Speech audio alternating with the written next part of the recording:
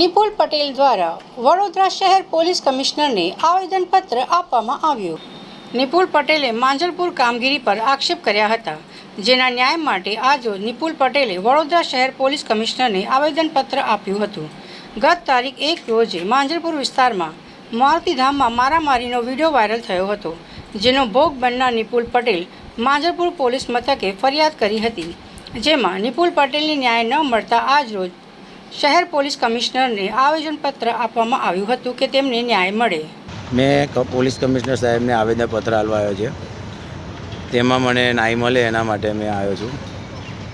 ક્યારે શું બનાવ બન્યો? મારો 1લી તારીખે સાંજે 6:30 વાગે મને 3 જણે બહુ માર્યા હતા.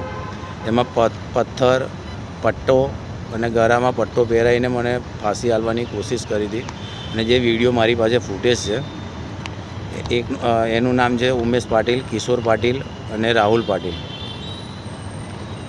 કેના માટે મારવા?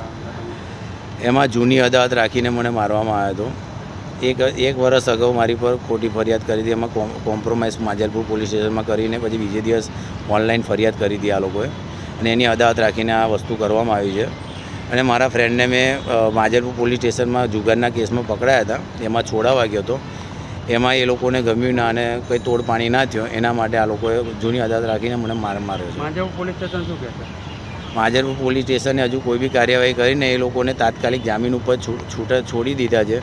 મારી એક જ માગ છે કે મને જે મારી નાખવા માટે જ આવ્યા હતા આ લોકો, અને વિડીયોમાં દેખાય છે, તો મારે 307 મર્ડરની કેસની કલમ મારે ઉમેરવા માટે આવેદનપત્ર આપવા આવ્યો છું સાહેબ. શું નામ તમારું? મારું નામ નિપુલ કુમાર સુરેશભાઈ પટેલ છે. જે અઠવાડિયા પહેલાં દારૂની પરમિશન આપી હતી જય કિશન કરીને, એમની તપાસ કરવામાં આવે. એમના મોબાઈલ રેકોર્ડિંગ અને ઉમેશ પાટીલનું રેકોર્ડિંગ તપાસ કરશે તો સાચી હકીકત બહાર આવી જશે. ઉમેશ પાટીલ શું કરી રહ્યો છે સર? ઉમેશ પાટીલ પ્રેસના નામે જે ઉઘરાણી કરે છે. બીજું શું કામ કરે છે? બીજો આ ડીજેનું નવું બધું કરે છે, અને હાઉસિંગ બોર્ડની જગ્યામાં 5 દુકાનો ભાડેથી ચડાવી છે. સરકારી જમીનમાં બાંધકામ કર્યું છે, અને એના કાકા એક ભૂવાનું કામ કરે છે, જે લોકોને તોડપાણી કરે છે.